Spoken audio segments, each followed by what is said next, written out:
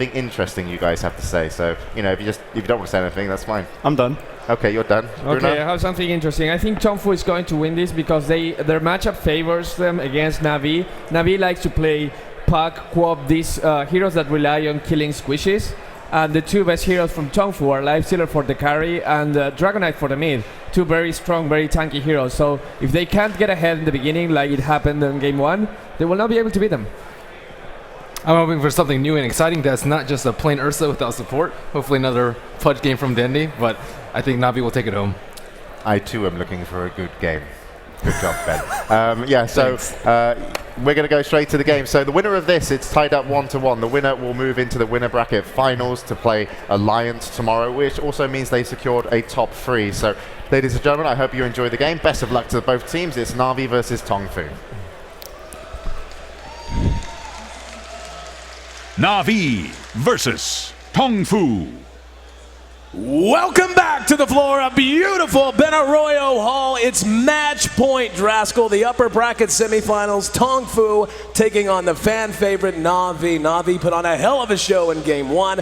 Game 2, TongFu methodically ground them down. And now again, it's midnight hour, at least for their upper bracket hopes. The winner of this set will move on to meet Alliance in the upper bracket finals. The loser, of course, not out yet, will drop down, but don't want to be in that lower bracket if they can help it. Looking back over the Game 1 and Game 2, the strategies employed, totally different, as they said at the analyst desk. The fact that TongFu very methodically just took apart Na'Vi's game plan, did not give them any openings in comparison to the high-flying, hook-throwing sort of an approach Na'Vi took in Game 1. Looking at it now, we can already see the bans and picks well underway. Darkseer Rubik, a very solid core, is always coming out of TongFu. Chen and Alchemist coming out for Na'Vi. I think what we've gathered from this is TongFu really likes Darkseer, and Na'Vi really like Chen. Pretty sure it's been all 3 games that we've actually seen those heroes together for each of those teams at least. So this game's going to be no exception. Alchemist to follow up the Chen, obviously very strong, versatile. Na'Vi is one of the teams, though, that typically doesn't run the Alchemist mid. A lot of other teams do, but Na'Vi more often than not just put Host on that role. They put him in the farming role, and Alchemist is one of those heroes that synergizes well with Chen in the fact that he is actually strong mid-game. If you give him a free lane and you don't contest him at all, then you know for sure that you're going to have darn near full inventory at 25 to 30 minutes. It's depending on what kind of build you go, whether it be Battle Fury or whether you want to go for something like a Shadow Blade. So Na'Vi still looking to play the aggressors here, I'm sure, whereas TongFu, they have about some of the most versatile picks you're ever going to see. And starting off with the Darkseer Rubik, it leaves them wide open for any array of strategies. One of the things I love so much about seeing a Chen pick with an Alchemist is Alchemist takes a little pressure off of Chen and building that mech sometimes, but as you said, Na'Vi is one of those teams who doesn't traditionally do that. They do like to simply farm the hero up, let Havosa do his job, get a Shadow Blade, phase boots up very quickly, and start taking fights very early on. Of course, Chen, a hero that works great with that. Alchemist and his sustain, and that's really where the true synergy between the two heroes comes. Once Chen hits 6, once Alchemist hits 6, and they want to start taking fights, Chen's Hand of God allows him to draw out these fights. The regen built into Alchemist allows him to have a lot more survivability, especially if he gets an early BKB and decides to go that route as well. And this, on both sides, TongFu and Na'Vi feeling each other out have the option of reacting very quickly to whatever they see now as we come into the 3rd and 4th slot picks.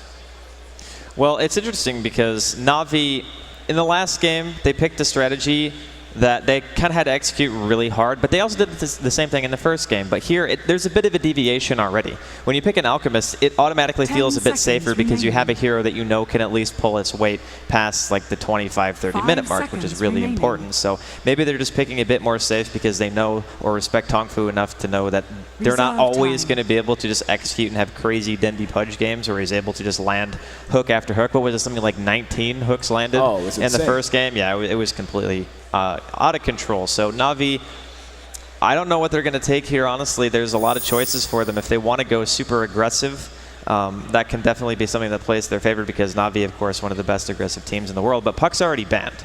So that's going to be something that Dendy is not going to be able to get his hands on. And I think taking a Pudge is really, really risky in this situation when you already have a Rubik and a Darkseer, but the choice is actually going to be Nyx. And I like Nyx specifically because against Darkseer, it's quite good. Having mana burn against these types of heroes is really strong. Carapace is very annoying too because you just have 2 AoE abilities in the Ion Shell and the Vacuum, so you can be a huge disruption during these fights. And not only that, but if it's a support Nyx, he's going to get a lot of EXP here because the Chen's going to be jungling, he'll be free to pull, and TongFu right now don't look like they were going to be contesting. They're picking a Gyrocopter Rubik, which means that you're going to be able to split the experience really evenly between Navi's trial lane. Oh, they pick it! They took the Pudge. You can see Dendy smiling right now. Oh, yes. He wanted it bad, and Puppy gave it to him. Pudge making his second appearance here in our upper bracket semifinal, and I'd say the crowd's pretty happy about it, not too upset with the Chansey pick, as you had explained how it would be Chansey, but there's the man. Going to be looking to replicate the performance he had in Game 1, and truly a performance to be remembered. It's one thing to have a performance like that in general, but to do it on this stage with this much at stake, truly ascending to a new level. So TongFu, though, the good news is they've seen it now. It's not something that they just saw it. I'm sure they had, at least in the back of their head, had the idea that perhaps this could happen to them moving down the stretch in another game. I'm sure during their break they talked it over at least a little bit, and they're going to have some kind of game plan in mind to try and keep Na'Vi from doing what they did in game number 1. 10 seconds Well, remaining. the thing about picking Pudge when they picked it is it's an inherent risk not only because of the lineup of TongFu, but because we haven't seen what TongFu's mid's going to be yet. So we don't know what that Pudge matchup is going to be overall, but still one more ban from each team, so maybe they're going to ban out a hero that they don't want to put against Pudge, because even though, as Bruno stated before, he doesn't necessarily have to win his lane, there are just some heroes that you don't want to have to lane against if you're a Pudge, Queen of Pain probably being at the forefront of that, but I'm not sure if that's going to be the ban out here from Na'Vi or not. But TongFu's lineup really, really strong.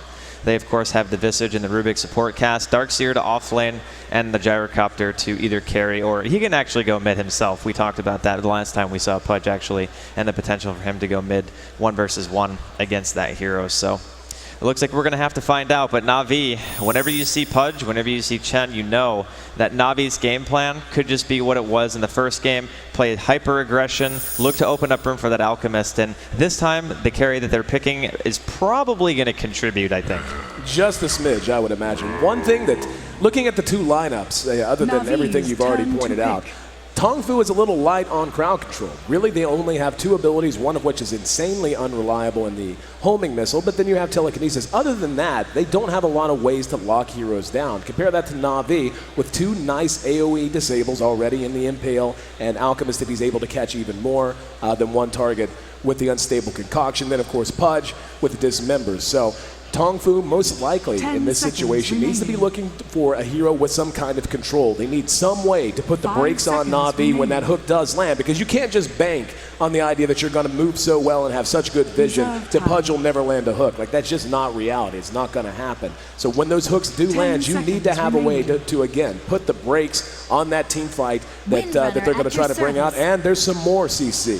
Windrunner picked up, a shackle shot added to the repertoire. A lot of ways for Na'Vi to start these fights. The hook is going to be their only form of initiation. That's like the one thing that you have to be concerned with, because of course they banned Mirana, so TongFu not going to give Funnick that hero, which was a big turning point, especially during the first blood that happened in game number 1 between these 2 teams. But this time they're only going to have really Dendy. The Nyx eventually, I'm sure, will get a Blink Dagger, which will be nice for him, but it's not going to be anytime soon. And TongFu, they're going to go with a Doombringer, so it's going to be a Doom versus a Pudge mid. And this is an interesting matchup. Doom, obviously not the greatest base armor, but once he actually gets Doom, it's very easy to just shut out the Chen from a fight, or maybe even the Pudge if you don't want to have to worry about that. And of course, if you're doomed, you can't even use items, so it just completely takes away that huge amount of health offset that a Chen naturally gives you inside of your lineup. And when you have something like a call down vacuum combination, it's actually going to be very, very strong for them. So question is, who's actually going to be able to win the middle lane? Because Pudge versus Doom, for the first couple of levels, kind of have to give the advantage to the Pudge, because the Doom can't really effectively trade hits at that early stage in the game. But again, there's probably going to be a lot of movement coming out from both sides. I would imagine both lanes are going to be avoiding each other again, although I suppose TongFu could potentially go aggressive here if they wanted to. Both teams moving out as a pack of 5. Doesn't look like they're going to be heading to the same place anyway. We'll run through the lineups just so long. Yep, looks like they're going to go ahead and just take it easy. So, starting on the side of TongFu, Gyrocopter going to be farmed up by Hao. Going to have the Darkseer played by King J. Visage going to be handled by Sanxing. Rubik played by Banana, and the Doom handled by Mu. On the side of Na'Vi, Chen going to be handled by Puppy. Once again, we'll have Alchemist farmed by Havost. The Nyx Assassin going to be played by Kuroki, and Funnick handling our red-headed Windrunner. But the man of the hour, the master of disaster, the Pudge, going to be played by Dindy for the second time in this series. Just about ready to get underway, and both teams playing this ultra cautious. TongFu standing right on top of each other. They have Sit and Mu on up to the top lane. King J actually hanging around mid, at least for the moment. They are going to go on back in, but as the horn blows, we're ready to go. Game 3, match point. Na'Vi. Havost spotted out, thought they were going to engage it. There's the haste rune, fortuitous haste rune, and he's able to make it away. TongFu with a bit of a missed opportunity, and Havost going to run straight in a circle. Say hello to him one more time before ducking back under his tower. So TongFu with a bit of a missed opportunity. Up at top, we are going to see Mu setting up shop. Puppy's in that jungle, though, and Funnick there as well. Here in mid, already some rotation. Kuro going to show his face. King J against the Pudge. And there's a mana burn. Looks like he's just going to be hanging around just to try and help Dindy out, try to secure himself as much an advantage as possible. Havo's going to be under a lot of pressure down here on bottom as TongFu opts to run aggressively as well. Yeah, they didn't want the Alchemist just getting a free lane, which I think is the right choice from TongFu, and putting King J mid against the Pudge. If you're a Darkseer versus a Pudge, you're always going to be able to shove the lane harder than he will, because in order to counter push, he has to use Rot, which obviously takes away from HP, so not really the best solution. But they do have the capability of keeping Kuro around middle lane just to allow Dendy to do well in the early game phases, but that puts a lot of emphasis on Dendy actually landing just as many hooks as he did in game number 1, if not more, because Kuro, unlike going to the safe lane to try to farm, he's not going to get any experience here, and if he does, he's taking away from somebody who needs it much more than him and the Pudge. So I feel as though these lanes currently working out quite well for TongFu. The only one that is probably not going to be going too favorably is Mu in this top lane on the Doombringer versus a Windrunner. This is pretty frustrating actually for him, and once the Puppy starts coming top with Kuro, the ganks are going to be very hard for him to avoid. Yep, we can see Kuro already making his way up. Down at bottom, we are going to have Kuro, or Havost, engaged upon in first blood. Picked up by TongFu, diving him under the tier 1. And you knew it was going to happen soon enough. Up at top, Na'Vi rotating Kuro up and looking to make something happen. And looking to put pressure on this Doom. Mu happy to just soak experience. Windrunner handled by Funnick. We can actually see Mu is leading in experience by almost a full level. And this is really troublesome actually for Na'Vi. There's a lot of movement that they've had to use so far. They need to make something happen. Killing Mu would be ideal, but honestly, between those heroes, this Nyx doesn't have a stun yet. Like, he needs Impale, and he's not even halfway currently to level 2. And now Tranquil Boots completed on Mu as well, so everything for TongFu I think going well so far, but here comes the gank. Here we go, there's the mana burn. Puppy just doing some auto attacks, power shot. Mu walking his way back. The Ursa misses with the clap. And Mu chased all the way back into the woods, trying to eat himself up and hang on. He's got help. That's the Rubik. Still 3-on-2. Mu will end up dropping. There's a telekinesis on the Puppy. Can they catch him? No, he got Funnick. Funnick, though, when running out one auto attack, they're going to need at least one more. And Funnick can't do it. Power shot, finally. Not just that kill, one of the hardest working Windrunners in the business, Sanxing. Now their Impale tries to disrupt his Banana, and Sanxing are chasing him. And he's ducked into the woods just trying to hide. Has no TP, has to know he's dead to rights. They're just going to run out. Down at bottom, we're going to have another engagement, but we will see them finally track her down. And TongFu gets the return kill, make it 2-1. Yeah, I think Funnick was dead there no matter what. I didn't think he would actually use the salve, because even if he does salve back to full, he has no TP and no mana. There's no way he's actually going to get out of that situation unless for some reason they decide to completely leave him alone. But on the upside, I guess Havost is left alone here for a little bit, so he's actually able to hit creeps for maybe the first time this game. He unfortunately actually has 11 CS right now, which is pretty impressive considering the start that he was up against in terms of hero matchup. But all in all, TongFu still looking pretty good. Dendy's actually tied in terms of overall CS with the highest on the map, which of course is the gyrocopter now. But King J not able to push the lane that much, and Dendy actually doing pretty well here. Top tower is under attack. Dendy almost level 6, like you said. Up pretty high. We are going to see a DD picked up here by King J.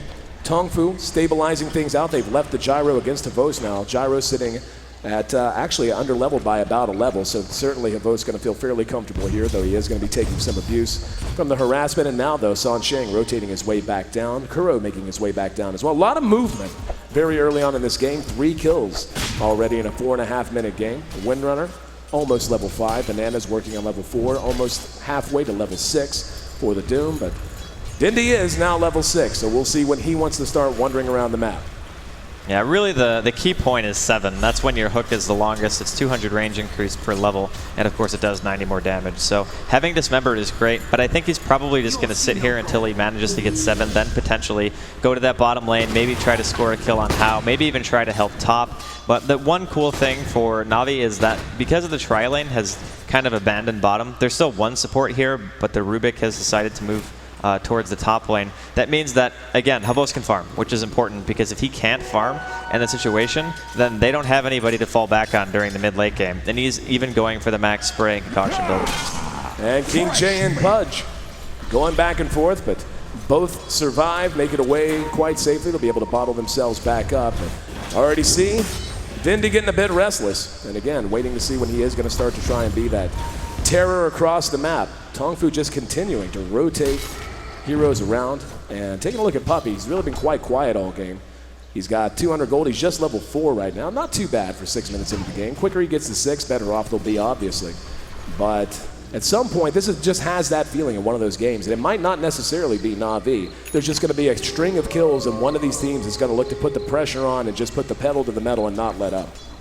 Well, if you want any team to do that, it's going to have to be Na'Vi, because Na'Vi have that Chen, and it's really important to try to get some semblance of map control at an early stage in the game. And looks like a missed hook there, but Chen, he's level 4 right now, and once he gets 5, he's going to have to start trying to make something happen. Level 2 Test of Faith, of course, and then you're going to be able to get 2 creeps finally, which is pretty darn important once you're level 5. But I do like Alchemist against Gyrocopter in general, because once the Gyrocopter gets farmed, once the Alchemist gets farmed, what ends up happening is the way that Alchemist builds is he can actually focus. He goes for things like Basher, and the Gyrocopter can't necessarily burst him down just because of how innately tanky he is going to be. And again, because Alchemist has gone for a build that actually is built around fighting, I think it's actually going to be to their benefit. But we'll have to see. Haven't seen the Doom really do much of anything either. King J, juked him. First hook of the match, thrown wide by Dindy. Very nice play by King J. Tough to hit a moving target as it is. Much tougher to hit one that happens to be surged. Yeah, last time I checked, being hasted is pretty difficult to land a hook on. But Dendy's still looking for it, which is important. The thing is about Pudge, if you go and you try to apply pressure to the map, you're going to force people back no matter what. That's just the effect Pudge has. All the boom! Max range finds Hell! And gonna notch his first kill of the game. He shot that perfectly. Small opening between the creeps. He was standing right about here and caught him at max range on that hook. 2-2. You know what was really interesting about that is he walked past a ward while he was going towards middle lane, and Hao was just like, nope, it's fine. I'm just going to chill here. It's okay. Everything's fine. And now then he's actually going to pick up a smoke too, so he's going to continue to play this aggressive. And with Hao going mid and dying, they're actually leaving Havos completely uncontested now on the bottom lane. And you know, this is why these lineups work so well. We saw the same thing in game 1. Havos just left to his own devices, farmed up every item he needed, was way ahead. And it's the same effect now. You just Pudge is one of those heroes that changes the way the enemy has to approach the game. He will be sniffed out this time, though. Moo looking to get the Doom off of him. And nope, gonna get Funnick this time. There's a hook, bailing his buddy out. And Funnick quite happy to have the Butcher on his side.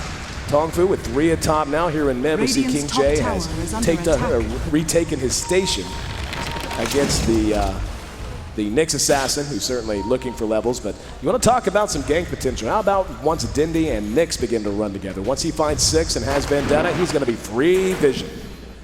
Yeah, that's one of the nice things about their lineup is they have great heroes for playing aggressive and trying to find those kills. And I'm sure with Na'Vi, we're going to be seeing a lot more of them. King J, though, He's working his way towards that mech. He's actually almost got it. He's got his headdress money right now. He just needs to buy the recipe. And that's going to let TongFu pretty much group up and try to fight as 5. That's one thing that their lineup can do quite well. And King J going to get Concoction here bottom, but I think he's going to be fine. Yeah, he's just going to surge away.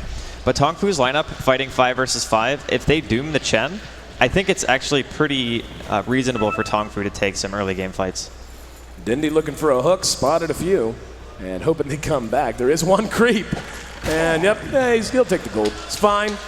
He's going to be hitting hooks one way or the other. Both teams had a ward there, so both were very well aware of what was going on. But we're coming up on 10 minutes now. And as you mentioned, Vos is playing a bit of catch-up. He's actually up to 37 CS, which is not bad at all. And Dindy continuing to just wander around, just patrolling the riverside, looking to make something happen. And nope, spotted out and... or just anticipated, or perhaps lucky from Visage. Either way, hook off the mark.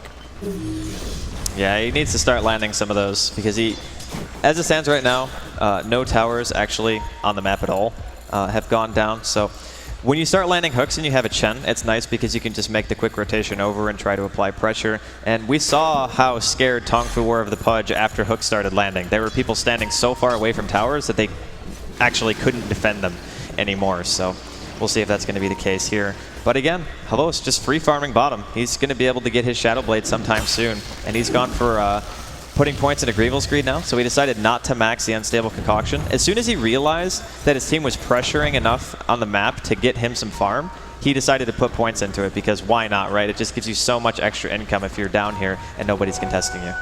Banana and Sansheng looking to find a pick, and Havos sniffs it out. Very nice awareness there, and Kuro has his eyes on King J. Looks like he spent his full repertoire, unable to get the kill though. But yeah, they walked, whenever they came down, they walked right over that sentry, and he must have been watching very, very closely to have spotted him. 2-2, 11 minutes in. And Kuro going to be sent back home, but Tier 1 under a bit of pressure. We can see the game very close in terms of gold. The experience, though, slightly in favor of Na'Vi. Tops in net worth, though. 3 of the top 4 in net worth belonging to TongFu.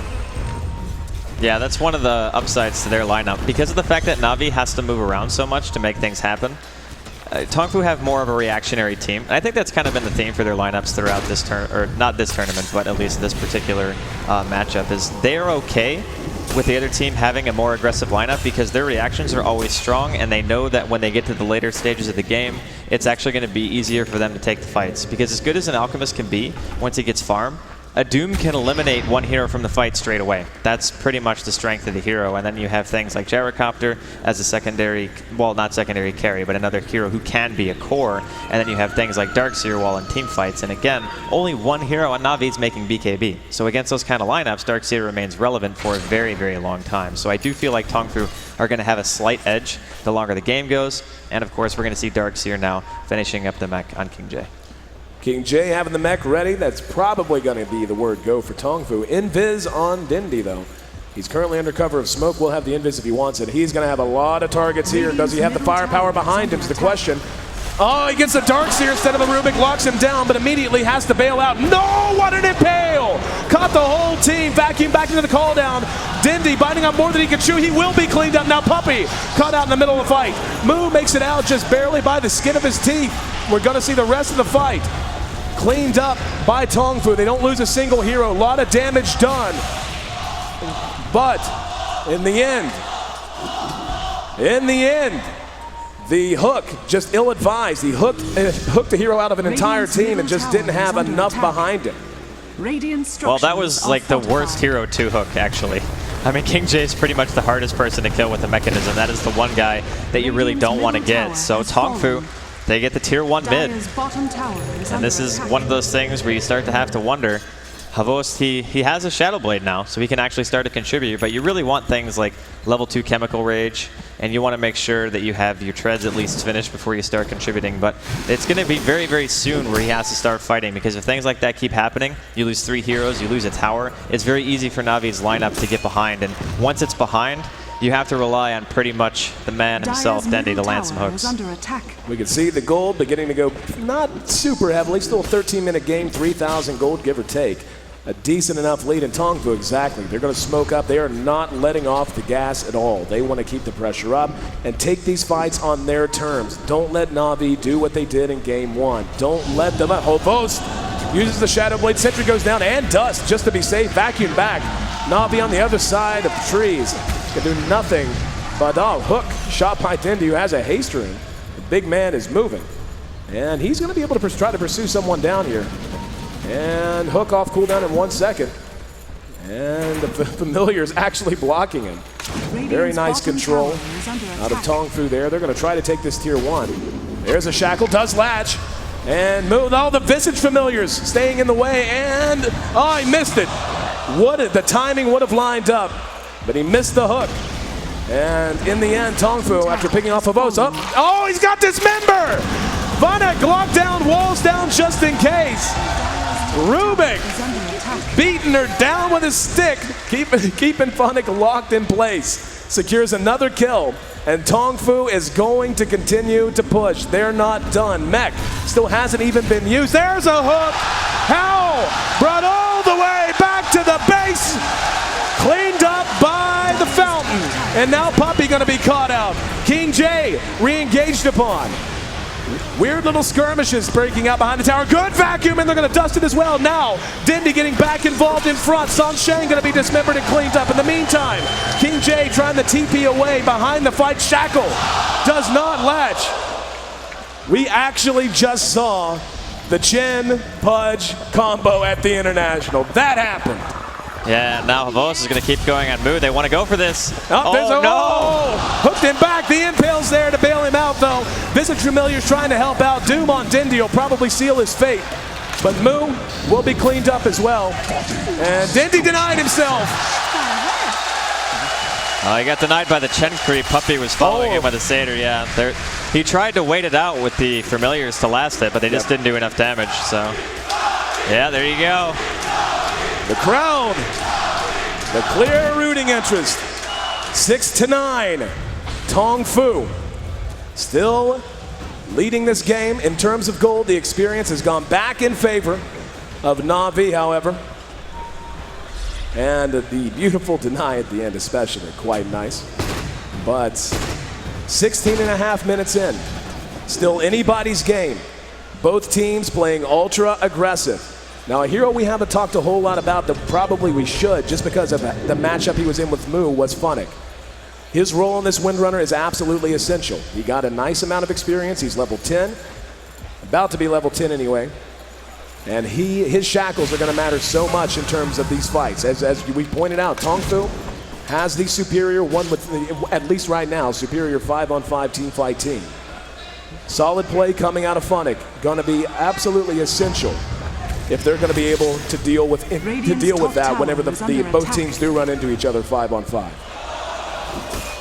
Yeah, I think what's probably going to end up happening is Na'Vi are going to continue to play this aggressively. They really need to get towers. It's 17 minutes in with a Chen, and they haven't gotten any. I mean, they need to get at least one tier 1. Puppy is very close to the mech, which is going to be nice for them. And whereas Funnick, he was 1 versus 1 for a while, the rotation while helping Havos get farm hurt Funnick. So Funnick doesn't have his 4-staff yet, and he really needs it because when you get slowed down or they go in for the vacuum, you want to be able to 4-staff out immediately. Even helps with things like Rubik and TongFu. They're smoked up. They're looking for something here, but Na'Vi pretty much is 5-man farming their own Ancients, which is an interesting tactic, but looking at TongFu pushing top, I think Na'Vi's choice really is to just try to push mid. Let's see, they're going to rotate over to top, at least look like they are, sending a couple over. Dendi kind of hanging out at the moment. He's going to take a path less traveled. We'll spot a haste room. Very nice pickup for him. And Na'Vi looks like they want to contest this. The tower at about half health. They do have a glyph. TongFu in a very defensive position, as they must be against Dendi. And the familiars coming in. They're going to be using the stun. TongFu in no position to engage off of it, though. It looks like they might just, they will just go ahead and abandon this as Satyr gets their attention. Bad move. Moo going to beat him down, but now they're smoked up. Na'Vi ready to fight, wants to fight. They're going to walk right across the sentry, though. And here we go. Dendi, he threw it late. Trying to do it again, and now they have to fall back. Banana stole hook. The Rubik grabbing the hook. And now they're going to be able to do a little hooking of their own. Cliff going to be used, and the hook comes out. What a hook! Sunshine grabbed out. They're going to mech through it. The Havos is just going to town. He is doomed, though. Now going to be cleaned up. The call down connects on a couple. The rest of TongFu falling back. Another hook. Going to grab him back. But Dindy using that haste rune. Falling back. 3-for-1 trade that time. And TongFu is beginning to grind Na'Vi down a little bit. They got a 5-kill lead as we approach 20 minutes. They get the tower, hovering right around 5,000 gold to their advantage and bringing the experience back into line as well. So Na'Vi definitely going to be feeling much more under the gun now. We're crossing that point where, I mean, Havos right now is not in bad shape in terms of net worth. He's sitting at 6,500. He's right there with the gyro. The only one that's ahead really is Mu, though, on our Doom. He's got his Shadow Blade and his drums. But he's going to continue to just get bigger and bigger because of the way Devour works. Yeah, the longer the game goes, he's very similar to Alchemist. He's one of the better farmers in the game, so whatever his next item choice is going to be, I'm sure it's going to be fantastic for the team. The one thing that kind of bothers me about Na'Vi right now is they're actually relying on things like fountain hooks to defend their tier 1s. Yeah. When you have to rely on stuff like that to be able to take fights, you're not necessarily in the greatest of positions, and we just had a good glimpse of what the Alchemist is not going to be able to do during team fights if the Doom decides to just doom him. Because Puppy died without even using his ultimate. I mean, Hand of God wasn't even popped. He still doesn't have his mech, and it's 20 minutes in. So TongFu, I think this is pretty much their game to lose right now. They have a pretty distinct advantage. They're going for Roshan. I don't think that Na'Vi can really do anything about this. If they walk down there, they need Pudge, right? And Dendi actually had to TP to the tier 2 mid, so he's not even going to be here in time. Free Roshan here for TongFu. Medallion certainly making it an easier time. They will be in position if they want to engage off of that and see what he got. Got Acid Spray, not a bad steal for the Rubik there. Just now, phase boots are done on the Alchemist. Shadow Blade plus a Hyperstone coming out for Havos, so certainly building to try and get the job done right now. Needs that armor, needs a bit more survivability, but TongFu, as you mentioned, just in such a great position right now. BKB done on Hao with his Aegis. And here we go. They're going to try it again. Threw it late. And, you know, Na'Vi, every time they try something like that and it doesn't work, it's just more time that they have to sit back and know that they're 4-on-5 and all the more aggressive that TongFu can play because they know Dindy has to make his way back to lane. He's not going to be TPing all that often. They almost caught up with Havos there near the Ancients, but he's going to go ahead and grab them as Dindy waddles his way back to the front lines. Well, like I said, it does waste time, but they kind of need it. I mean, they need to be able to just eliminate somebody from the fight, very similar to what Mu can do for TongFu. So if he had been a little bit farther up, he would have been able to throw the hook, but the thing is there was a range creep in the way. And there it is, yep. Banana going for a ride on the Dindy Express. Welcome to the well. And 8-12 following that. That's twice now. It's amazing. Oh, they got the courier.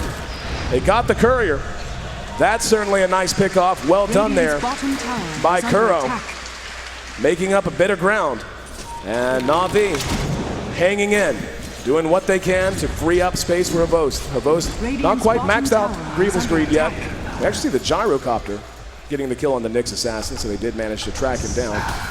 But Dindy's going to do it again. Oh, close. We'll follow our little guy back. Yeah, that one actual melee creep on Navi's side saved the Gyrocopter. Traitor!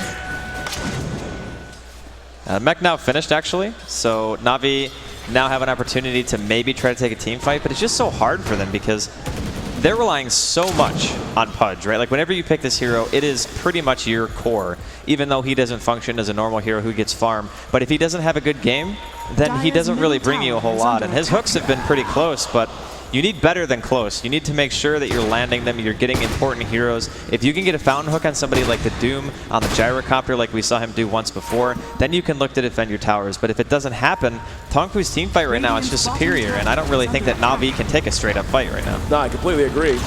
Trying it again. Nope. Call down. Gonna catch two. Do they want to engage off of it? Looks like they might. Nope, thought better of it. Shackle shot. Gonna latch to one of the familiars, actually, that can still move.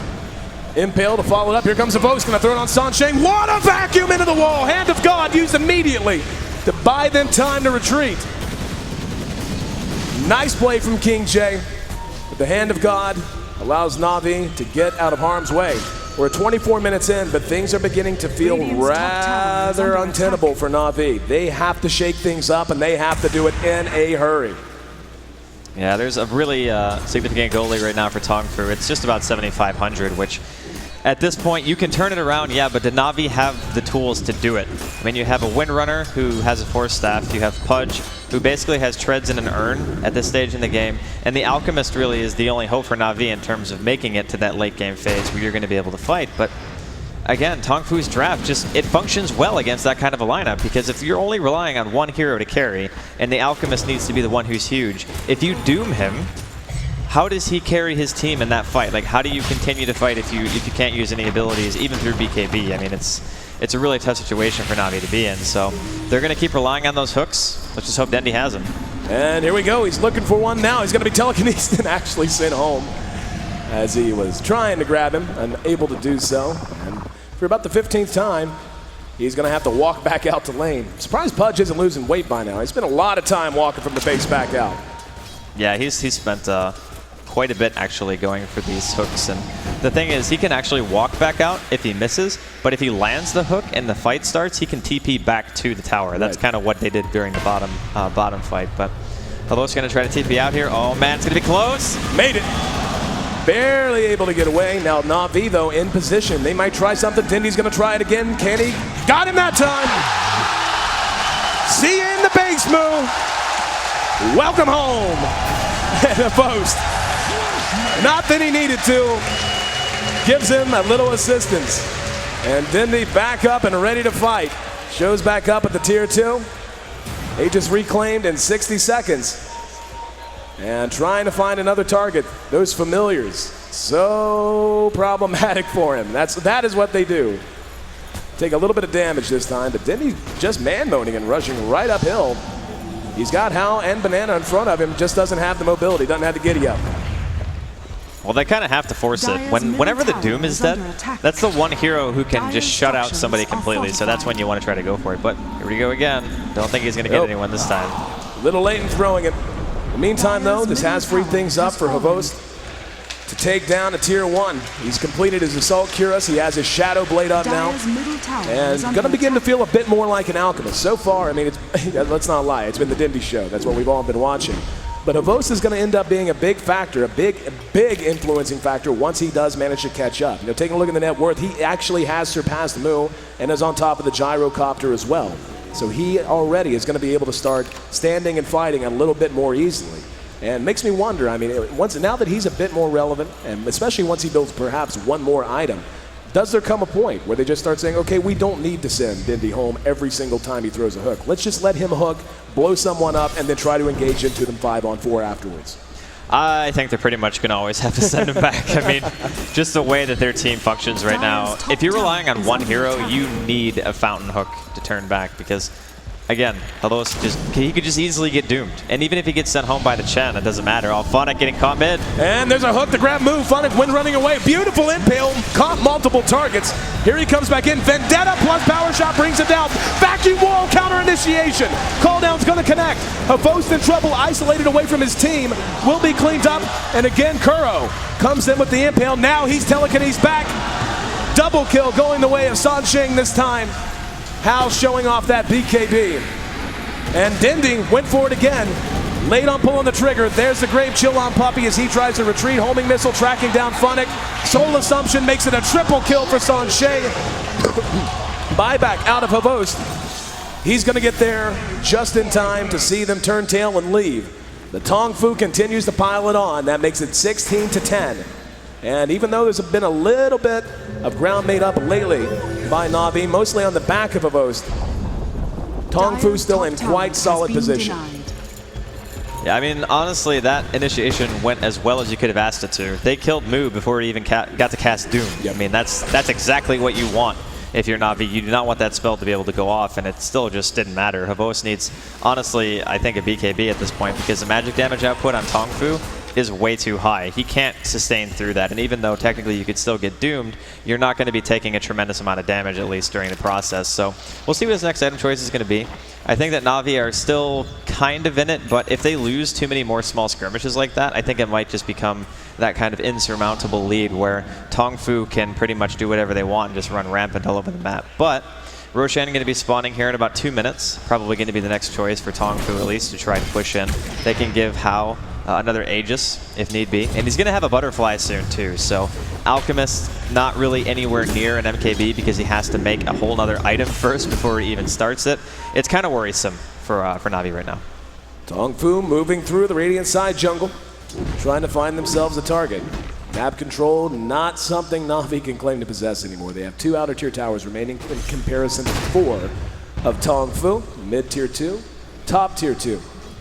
But at this point, TongFu can starve them out like this if they want. Just move into the jungle, occasionally bounce in lane, and kill off Chin creeps. That certainly helps, as a stray Satyr spotted them out and will pay with his life. We're at 30 minutes right now, by the way, and Pudge only has 8 stacks on Flesh Heap. He had double that at 25 minutes last time. That just goes to highlight the difference, and he's going to go for it up. Missed it. And it seems like their execution, let's call it what it is. It's been lacking for about the last 10 minutes or so. Well, that one was pretty hard because he couldn't see anything. I mean, it's nighttime. They don't have any wards at all. TongFu are pretty much dominating the map right now, but it's just a desperation move to try to get something back, and King J having a gem makes it so Na'Vi really aren't going to have vision ever unless there's a pretty big mistake made. But Puppy buys one of his own, so he buys a gem to try to deward and get his part of the map back, where TongFu have just littered his jungle with wards. Even the top lane, they even have a lane ward there as well. And with Roshan being up any second, this is the time where Na'Vi has to try to fight. The downside is that if they try for a fountain hook around Roshan, Dendy's not going to be able to TP right back to the fight. He needs to hit somebody very high priority, like the Gyrocopter. I think the Darkseer is also a good choice, and maybe the Doom. Speaking of Doom, Assault Cuirass is going to be done just in time for the ensuing Roche fight. Right now, though, it looks like TongFu's not all that interested. Na'Vi necessarily having to play pretty defensive here. And TongFu's actually just foregoing it. They've split back up into the jungle. I'm sure they'll make their way back down at some point, but for now, Na'Vi taking the power shot scalp and going to find that nobody's home. So they're going to go ahead and enjoy the luxuries of their own jungle, at least for a little while. TongFu continuing to just farm away. Havost still leads in net worth, but behind him, the next 3 in terms of net worth, all belonging to TongFu. So their items coming much more quickly and much more frequently. And that's pretty much the worry. The whole war of attrition definitely going TongFu's favor. Whenever you have full map control, it's just so much easier to get more gold. When Havost gets the BKB, though, there is an opportunity for Na'Vi to possibly take a fight. And if it ends up being around Roshan, that could very easily turn the game for them. But alternatively, TongFu, like AC done on Doom, he's now level 15, almost 16. And when he gets level 3 Doom, man, that is just absolutely obnoxious. It does so much damage, especially. And even after that, if he wants to, he can go something like a Scepter. And Scepter, I think, would function well here just because, again, if you can shut out Havost forever just by walking next to him, I mean, the rest of Na'Vi's lineup doesn't do that much damage. They're relying on the fountain to kill their heroes. So, yeah, troublesome still for Na'Vi. I feel like TongFu could very easily just go for Roshan here if they wanted to. TongFu continuing to stick together, very, very close. Not wanting to give Na'Vi an opportunity to do this, to smoke or to catch them out at a funny angle.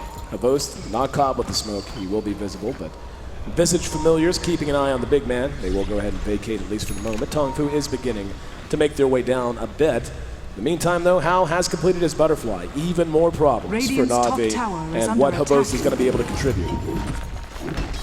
Yeah, Na'Vi right now smoked up. They know that Roshan's up. They want to try to make something happen. If they could possibly get this, they definitely would still be in the game. But I think if TongFu end up getting Roshan, it's going to be one of those situations where it's going to be that slow, kind of painful, we can't really do anything about this anymore, kind of a lose your rack situation. So TongFu playing it really passive, though. Maybe even a little bit too passive. I suppose, though, waiting the game out isn't going to do them any harm, per se. As long as they don't end up giving away the Roshan, I think they'll be fine. Went for a blind hook, came up wanting, as TongFu able to spread themselves out adequately.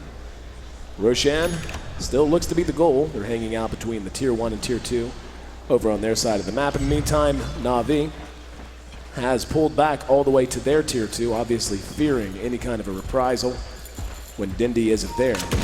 But actually beginning to become a much more slow and strategic match. And again, compare that to game 1 where it was very hectic. Not to say there wasn't great strategy involved, but it was much more frantic is probably the word to use.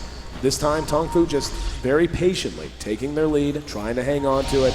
And Havost, as you mentioned, his importance cannot be overstated. Now they're going to smoke. Now they're going to try and give the old okie doke the end around. And Funny knew it was coming. That's why he just checked behind him. And they're going to run right into each other. Here we go. Mu spots him out, and they know he's there. They had the gem. Mu in trouble. Kuro, there's a nice vacuum. Only caught 2. Cooldown's going to connect as well. Hal laying into the Mavos, looking for a target right now. Stuck on San Sheng. The battle has broken up a bit. We just saw Dindy get sent home. And the rest of Na'Vi forced to spread out. Shackle doesn't lash, but it buys a little bit of time. Puppy might be in trouble. Blink off cooldown in 10 seconds, but will make it out of range before they can lock him down. 10-16, no deaths on either side there. Smoke, and they ran right into each other, but Na'Vi immediately breaking things up. Dindy, though, back on the prowl, making his way through. We're going to hear the unstable concoction, and he's hoping to find someone. Havot's going to end up exploding himself. Kaboom. But no targets to be found. Yeah, TongFu just retreating back to their side of the map. I think for TongFu, having Doom is pretty important. Yeah, nice attempt coming out from Dendy. Fortunately, not going to be successful. That fight was weird, though, because Mu walked in, and he doomed the Nyx. And I guess he didn't want the Impale to go off, which is okay, but I feel like Chen or Alchemist are pretty much the better choices. Even Pudge, I think, is okay, especially if he just turns on Rot or if he's, you know, being annoying and trying to get Fountain Hooked, I suppose. But the thing about dooming Chen is there's so much health that he gives his team. Level 2 Hand of God is 300 and Mech's 250, so that's 550 health on every single hero. Kuro didn't even die when he got doomed because the rest of TongFu weren't close enough to follow up, and of course he got healed for a very large amount of health. So Mu just needs to make sure that he targets the right people with that, and I think team fights for them honestly shouldn't be too difficult. TongFu beginning to reassemble. Roshan still alive and well. That may very likely change in the near future. And as you said, I mean, at this point, you know, we're at 36 minutes in. Can't help but feel like this Roshan, whenever it does occur, is going to be Navi's real last chance to have a saving moment. It's going to be a Hail Mary pass, and they've got to have it right now. So far, TongFu just trying to assert control of the pit, have not committed to going in. Na'Vi, with plenty of wards down on the edge of the river, knows exactly what's going on and staying spread out, at least at the moment. Big creep wave down the bottom will force a TP, though. They're going to see that. They're going to know Havost is not present. And here we go. Moving their way in, medallion used. Dindy up on the high ground. Havost not being there. Going to be a very difficult fight. Closest place he can TP is the tier 2 mid. He's just going to farm for the moment. They made you get. They're just going to give it away. He just goes to TongFu. And now charging back out. Dindy going to be spotted, and he gets, no, he doomed the Chen. That's a much better choice. Oh, he got him. He got him. Not going to follow it all the way because we got a battle to watch with Puppy. Trying to get away from it. Going to be telekinesed back. And they will be able to get him as well. There you so a 1-for-1 trade. And wow, Hal is still alive down there. Finally managing to bring him down, so that Aegis goes to no use. The Fountain Hook, quite successful, and it feels like a breath of air. It's almost as if Na'Vi felt like they were drowning, and finally they're just able to break water and take a deep breath of air. Like I was saying, if they didn't have fountain damage, there is no way they would have been able to kill that gyrocopter. That was an absolutely insane play, and actually keeps them in the game. I mean, if that didn't happen, it would have been probably a Rax, I think, for TongFu. And nonetheless, still TongFu executed it well. They went in, they doomed the right target. It's just, man, if you get fountain hooked, even with an Aegis and a Butterfly, you are not living through it. Bo's continuing to find his farm. He's got his basher up, plus 1,200 gold aside. And TongFu is once again spread out. Scythe of Ice now complete on the Darkseer. Very important item. Being able to scythe either the Pudge or the Chen, as the case may be. Though, truth be told, they're not, I mean, Pudge just isn't in these fights for the most part. It's not like game 1 where he was hooking and then dismembering. He's hooking and either you go to the fountain or you're left and he's gone. And we might see another engagement breakout as Kuro. Oh, there we go. The hook got him. Zhan Xing taking the long ride to Shanghai. Welcome home. Na'Vi gets another kill. Here we go. Kuro going to be caught out in the river at the same time. Force Staff tries to get him to safety, does not have Carapace. Shackle shot, almost perfect. Was perfect, but the impale caught everyone as well. Kuro now with the Carapace, counter initiation. Down goes the wall. That's just Havos chopping wood on Banana though. Gets the kill. Now he's going to go to work on King J. Here comes Dendi. Vacuum into the wall once again. He's dismembering. Mu going to town on him. Havos makes it a double kill. Now they're going to get another one. Na'Vi charging back out, and King J will make it a full 5-man wipe. They found that breath of air they needed with that one fountain hook. They're on their feet. They're chanting. All it took was one fountain hook. They found that breath of air. They found their pulse. And they have found their way back into this game. Taking down the Tier 2, charging at the Tier 3. They're going to have a few more seconds, 20 seconds until the gyro responds. We're going to see Doom actually buy back, but not in time to prevent the Tier 3 from dropping. And Havos, he's going for it. Havos believes. Going to be telekinesis down. Now the counter initiation. Drop down. Mu catches Funnick and now caught out into hook. Brings Hal back out. Havos going to tow on Mu. Hal is down. Mu and Havos going toe to toe. Soul Assumption does nothing. Zhan Xing can do nothing. Force Staff on Mu. Gets him back. Now they're going to try to chase it. They got him. King J trying to find Funnick. Force Staff to safety. In the meantime, Dendi still looking for yet another hook. Has it in 2 seconds. The creeps causing him some problems. The gem hasn't even been picked up yet. Familiars are going to drop, but it doesn't matter. They concede the melee racks. And Na'Vi, who seem to be out of options, seem to be at the point of desperation, have fought their way not just back into this game, but back into the lead. Unbelievable, man. Unbelievable play coming out of Na'Vi. The chase onto Kuro, keeping him alive for so long and managing to turn that around. And they even get the bottom Tier 1 in addition. They're going to be pushing into the Tier 2. TongFu just lost so much during those last engagements. It all starts back with the fountain hook onto Hao after they got the Aegis. It was so difficult for them to recover from that because they needed the gyro's damage. And Hao didn't get his BKB off before the dismember and the base push either, so he just immediately died. Kuro was able to get his damage out. So Na'Vi, they re-established full map control, and now the shoes on the other foot. TongFu sitting inside of their base. Another fountain hook attempt, not actually going to connect that time, but still, TongFu, I can't believe this got turned around in them like that. I believe we're in an arena of people shocked at what Na'Vi has accomplished so far. The game ain't over, still a lot of Dota to be played. But the point of desperation they had reached, you know, fountain hook, when you lose every fight that you don't land a fountain hook at, tends to mean things are a little bit troublesome. And it looked as if TongFu was ready to just slam that door completely. But again, that one big play and that big turnaround, King J caught with the shackle doesn't latch. It looks like, yeah, managed to get shackle for himself. Very nice spell for Rubik to have stolen. Dendi goes fishing just to the left of Zhan Xing. And looks like Kuro poking his nose around. Roche going to be up in about 4 minutes, give or take. The Na'Vi definitely playing more aggressive now. For the last 10 to 15 minutes, they did nothing but stick as 5 and sit more or less under their own Tier 2s. But now on the enemy side of the river, they feel large and in charge. I honestly am speechless. Like, the fact that they were able to turn it around in that fashion is nothing short of miraculous. And Havos almost having the MKB, that's going to be massive. Dendi doesn't actually even bother throwing out the hook that time. There's no one in range. So some dewarding being done inside the base of TongFu as well, which is a good thing because you definitely don't want Dendi being able to see in there.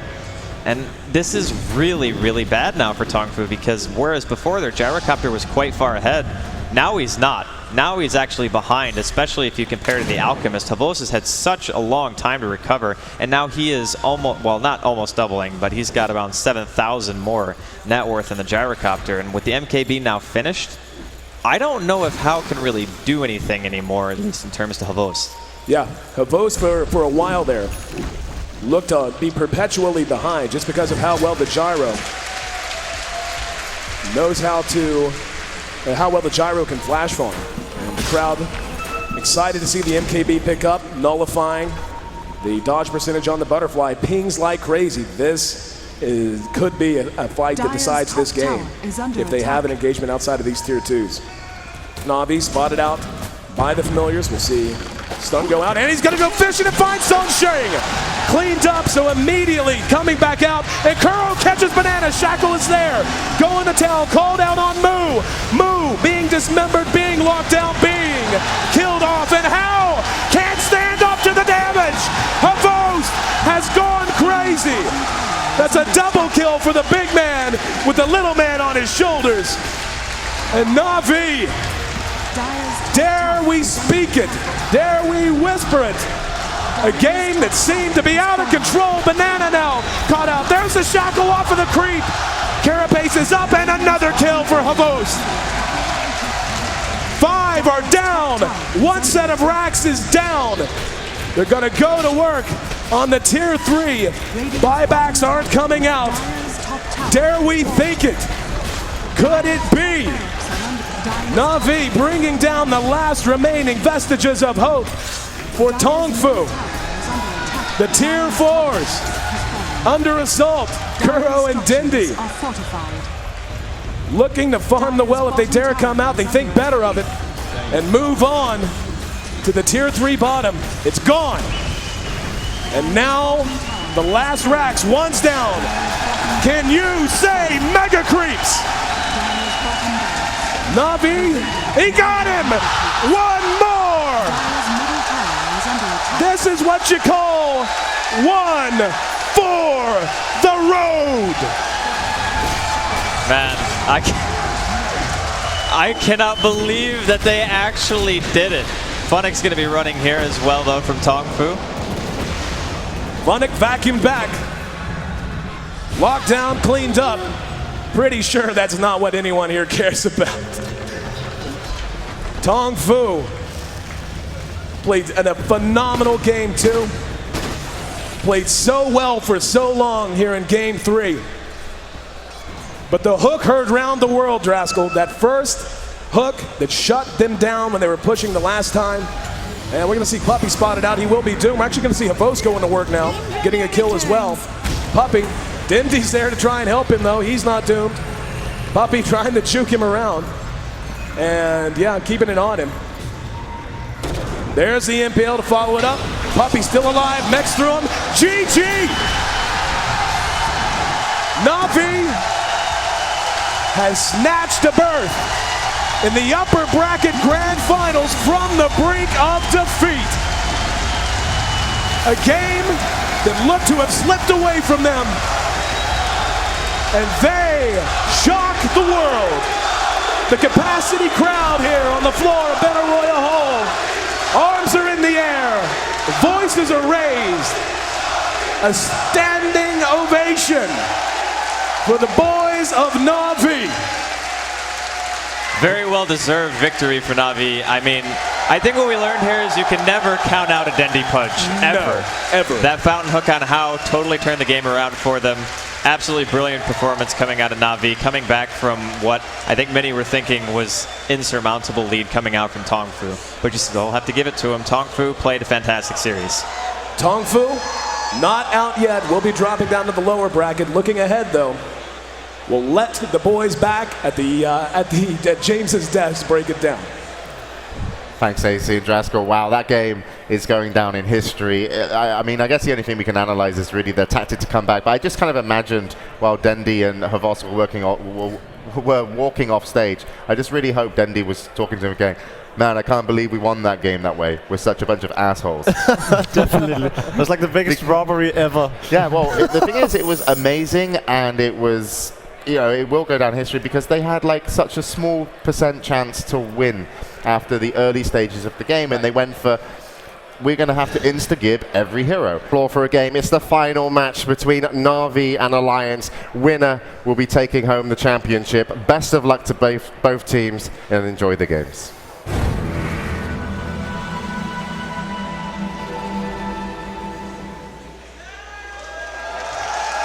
Alliance versus 2011 International Champion, For a game. Na'Vi.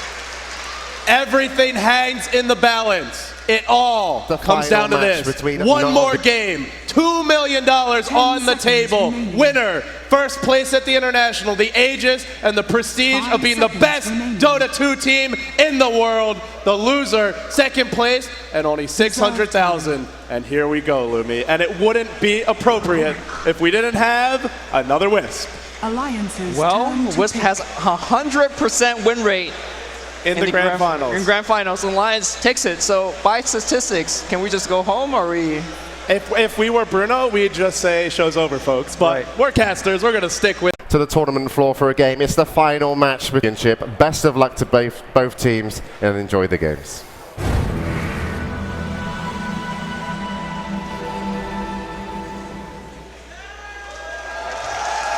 Alliance versus 2011 International Champions, Na'Vi. Everything hangs in the balance. It all comes down to this. One more game, $2 million on the table. Winner, first place at the International, the aegis and the prestige of being the best Dota 2 team in the world. The loser, second place, and only 600,000. And here we go, Lumi. And it wouldn't be appropriate if we didn't have another Wisp. Alliances. Well, turn to Wisp has